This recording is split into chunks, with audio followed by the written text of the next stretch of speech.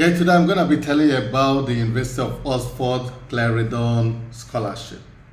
Yeah, University of Oxford has got a great scholarship program, which is the Clarendon Scholarship, that allows you to study in University of Oxford without spending your money. I mean, this means they're going to give you tuition fee, they're going to pay your tuition fee, and they're going to give you even some stipend and other benefit that comes with this scholarship. So I'd like you to stay tuned as I take you through this process. I'm going to take you through the entry requirement, the scholarship term, and how you can apply for the scholarship, and even the countries that will be able to apply for this scholarship. Okay, so I would like you, if you're someone who is interested in studying in University of Oxford or in the UK, and you think that you also need a scholarship, you don't want to pay your tuition fee completely on your own, or you want it to be fully paid for you, then this video is for you. So I'm going to be taking you through a number of things. So guys, if you're new to my channel, please do not forget to subscribe, and if you're already a subscribed a member of my channel, I want to say a big thank you, because you're the reason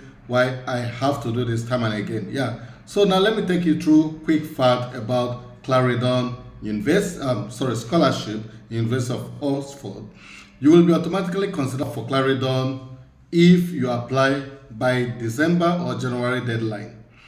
Whichever is relevant to you, your course, you do not need to submit a separate application. So if you're able to apply before now and the end of January deadline, then you would be able to enroll automatically for this scholarship. That means you do not need to make a separate application. But if you fail, you will need to make a separate application for this scholarship. Number two, quick fact I want to give to you is Clarendon offers fully funded scholarship covering courses, course fees, as well as grant for living expenses for the period of fee liability. In as much as your program is still on and you're liable to pay fee, if you already get this scholarship, you're gonna be receiving tuition fee and also a grant to cover your living expenses. And number three quick fact is that there are no restrictions on nationality, which means every nationality can apply, ordinary residents or field of study. So there is nothing you don't have to do with, you have to be a permanent resident or a citizen. Wherever you come from, wherever field of study you're doing, you can apply. Also, you can apply if you are enrolled for part-time or for full-time, or if you're enrolled for Doctor of Philosophy, DPhil, or for Master's course, you are all eligible. So that's great news. And number four quick fact is that Clarendon scholars are selected for their outstanding academic merit and potential. So both on your academic merit and your academic potentials, you're gonna be offered this opportunity. And number five is Clarendon scholarship are highly competitive, which means you need to demonstrate good academic performance for you to get into this scholarship. Of course, University of Oxford is a great university which with very high reputation. Okay, the application process up to the end, which is 13. Okay, so just we'll go through it as quick as I can. So you need to apply for by December or January deadline, okay, whichever is relevant to your course. But then look at the course. You can look at these courses. Okay, yeah, let me just do that quickly before we go back. So you can just come here and check it out, as this is A to Z course. So you see Masters, Doctor of Philosophy, and Masters of Science. These are all the courses that you should be looking at. So if you want, you can filter it, because there are too many of them, right?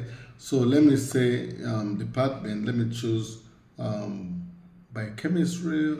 I can choose biochemistry.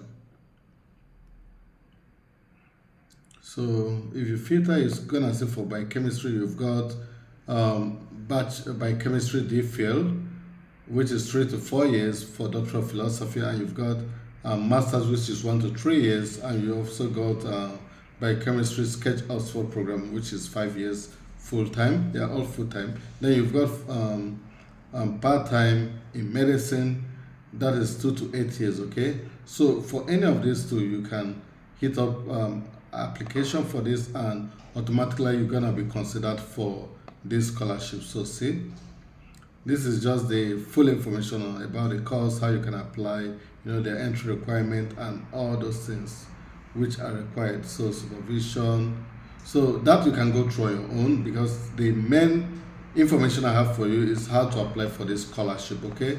Yeah, and what you're gonna benefit if you apply for this scholarship. When selecting Clarendon scholars, the university has only one goal in mind: to choose the best student worldwide and decided by experts in each school study field. So you see, so once you've applied in this deadline, you don't need to do any separate application. So the next thing you need to do is the application to your course will be considered by the academic, academic working on in your proposal field of study or proposed field of study. They will assess the academic quality and suitability of your application. Then the next thing is the department will make a final decision on your graduate place and will notify you the outcome, okay? So you can see the timeline for outcome here when they're gonna be giving out the information for admission. So they will show you the timeline. They're gonna send you. So they will be sending you your decision, and I'm gonna show you the timeline as we go down.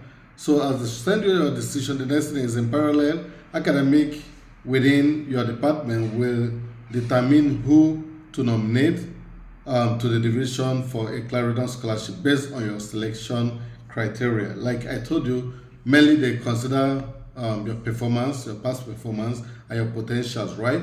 And next thing is the process varies between the university academic division and the department for continuing education. So, but each meet in February or March. So it's gonna be either February or March for this decision to be taken care of, okay? And the academic division assess the nomination of their academic merit and future potential, and the top ranked department nominee within the division are shortlisted for Clarendon scholarship. Then the next thing is once you're shortlisted, the Clarendon Fund administrator will contact successful applicant and will provide a scholarship offer letter. Yeah, that is great. And if you're offered and accepted, then a Clarendon scholarship, then that means that your funding is now secured, and as long as you meet the condition of your offer, okay? Yeah, some other, for example, you have to send a transcript and you've not sent it, you need to meet all those conditions, okay? And during April, May, and sometime in June, Clarendon Partnership Award match to scholar depending on the award required, okay? Then the next is, once each scholar unit funding package is confirmed, they will receive the funding breakdown letter outlining the funding arrangement. Final college placement will also be confirmed alongside partners award. So those are all the process. So you can just go through down to see a few more informations. Then I will just come again to information and we'll go to full-time applicants. This also varies for full-time applicants and for part-time applicants. So few things I want to show you here is the value. So you can see the value. Yeah, Clarendon Scholarship covers course fee in full. This applies to home and overseas fee status students. Scholars on a full-time course will receive an annual grant for living expenses of at least the UKRI minimum doctoral stipend rate, which is normally sufficient to cover the living cost of single student living in Oxford. In 2023-24, they received £18,622. So it means that after paying your school fees, you're going to receive about £18,622, depending on what they are going to determine for this year 2025, okay? And another important thing I want to show you is duration. Duration will be covering as long as you have fee liability, okay? Which means in as much as you are supposed to be paying school fees, tuition fee, you're supposed to be studying, you're gonna be getting that, okay? And again, like I told you, nationality doesn't really matter. There are no restriction by nationality or country of ordinary residents. Clarendon scholars come from across the whole world, from US to Australia, from Venezuela to Vietnam, from Norway to Nigeria. So you can see they've covered Africa, Oceania, or Australia, South America, North America, and even Asia. So that means that from wherever you are studying, wherever you come from, you would be able to get this scholarship. So the next important information is your level of study. I've already touched it. Is either you're doing a master's of philosophy, a master's program, or a doctor of philosophy. So it's either an MSc or DPhil that fetch you this, and the subject area you can do whatever subject you want to do. Okay. So other criteria you may want to know is that candidate applying to start new DPhil or master's course at Oxford are eligible. This includes students who are currently studying for a master's degree in Oxford, but who will be reapplying for a DPhil or applying for a second master's course. So that looks great. Okay. So the same way you can also go to see part-time applicants. So I'm not gonna go through this, so you can just go through it as quick as you can, in as much as I'll be dropping the link for you. So the next thing is, let's look at selection criteria. So if you go to the selection criteria, you'll find what they need from you. There is one basis of selection, and that is on outstanding academic record. Okay, and for a GPA score out of 4.0, you need to get at least 3.7 for you to be considered for this. Remember, this is very competitive, and that makes it very important for you to get good academic performance. Okay, yeah. So this is about how to apply for Clarendon University. So remember, the first thing to do is to come out to check out the courses. And once you find your course, of course, these guys are doing most of the courses, so you would be able to apply. So I'm just going back again to the course one more time, and let me just say engineering. Let me say engineering. Okay, let me say doctoral, and let me choose engineering. Which of the engineering course I would choose? Do they really offer engineering? I think I've not found engineering here. Okay, so let me go for medicine or for medical school. So you can see medicine, BMBCH. Okay, so 4 years, and you can check it out. So if you check this out, you see that here you can see the course overview, other course requirements, admission statistics. Okay, and out of 30% interviewed, out of 100% applied, 30% interviewed, and 12% get successful. Yeah, so that means it's very competitive, right? So you can go through it, and once you're done with this, you think it's something you want, then you can hit up apply. That is how to do application. So you apply to Oxford, and you check out information they've got for you here to ensure that you're in picture with what they are doing. Then you can start your application and do your application. That is all you need to do for Clarendon University. So just about the scholarship, I'll play a video for you to have a look and get more information about the scholarship. Okay, yeah, so stay tuned. Let's go through this together and do your application. That is all you need to do for Clarendon University. So just about the scholarship, I'll play a video for you to have a look and get more information about the scholarship. Okay, yeah, so stay tuned. Let's go through this together. How did you feel when you received your Clarendon Scholarship offer? I was completely overwhelmed. Ecstatic. I was really not expecting it. Completely mind-blowing. When I jumped off the chair. Yeah, so the first thing I did when I sort of received my offer was sort of Google what the Clarendon Scholarship was. And then it immediately becomes very clear that it's not just a bundle of money, but it's also a very tight community.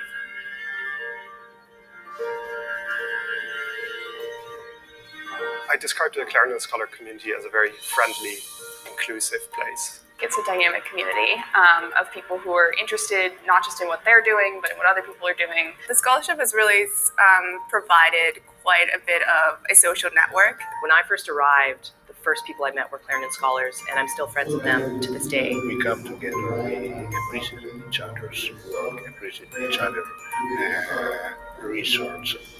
The really unique part of my research is not only taking the picture of what has been damaged, but I try to use MRI to measure pH to see which parts of the brain will actually over time get worse and worse. My fieldwork is based in southern Ghana, and it's just fantastic to be able to have felt that I learned so much about the landscape using satellite images, but then to actually go on the ground and meet the people. I work on northern Italy mostly, and I'm looking specifically at the Este family. What I'm focusing on and what I'm interested in is how pilgrimage affects court culture. I'm studying the relationship between logic and programming languages. If you have a good language that can serve both as a programming language and as a logic, you could write correct software in that language. For my research, I'm writing a grammar of a language in West Papua. That's a province belonging to Indonesia, the other side of Papua New Guinea. Coming to Oxford, it was just almost like a dream. Sometimes I still can't believe it. It was very kind of awe-inspiring to arrive, walk where so many other great minds have walked. Oxford has made all the difference. I do really think it's shaped me as a scholar, and I'm kind of interested to see where I'm going to be in 3 years at the end of this degree. I think what makes Clarendon really unique is how diverse it is. I don't think I've ever been part of any community that had more than 50 nationalities in it. Oxford made me more humble and more open-minded, and that's how it changed me.